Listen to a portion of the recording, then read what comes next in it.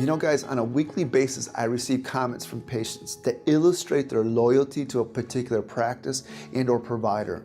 In some cases, they explain they've been with the same provider or clinic for 20 to 30 plus years. So what makes people so loyal? Why do people rave about the care they receive? As I examine these types of questions, I'm reminded of a time I spent a couple of months ago rounding with a hospitalist.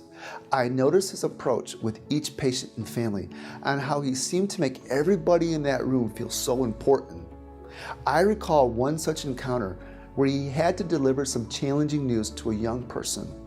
While the family was devastated, they hugged the doctor and thanked him for everything that he had done up to that point. What was so impressive about the provider wasn't necessarily his expertise in medicine, but how he engaged every patient. His approach was simple. He made it a point to communicate in such a way that made the patient and family feel valued. In a sense, he used a method I call think first, meaningful first impressions. He always smiled when he entered the room.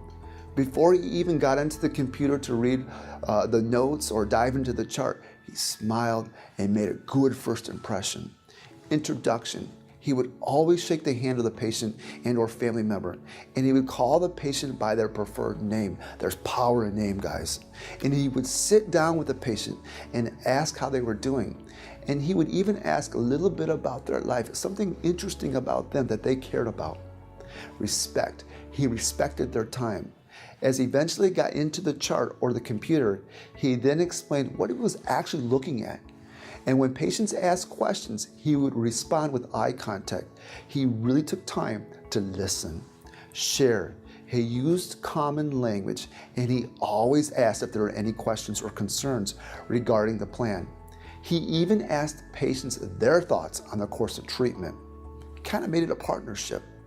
And then lastly, he always thanked the patient for trusting him, which I thought was really important. Now, anybody who has been in healthcare for any length of time has heard of the Studer principle: aided, acknowledge, introduce, duration, explain, and thank. Think first is just another way of thinking about our approach. Now, both communication methods have proven to be effective simply because they embody key elements that build an emotional connection with people. Now, guys, I know it would be crazy to ask a healthcare professional to carry a script card into a room. That's not the point. What is important is our approach, the content of any interaction that makes people feel valued and important. The type of personalized care that keeps patients loyal to a brand, loyal to a clinic, loyal to a provider. The type of service that particular hospitalist provides on a daily basis. Now, guys, we are all built for relationships. We all want to feel important and valued. Think about how you are making people feel when they encounter you. Do you personalize your approach, or is it just going through the motions? People will never forget how you made them feel. And at the end of the day, you own your approach.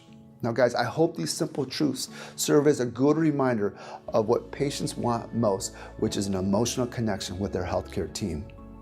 Until next time, be the one who makes a difference.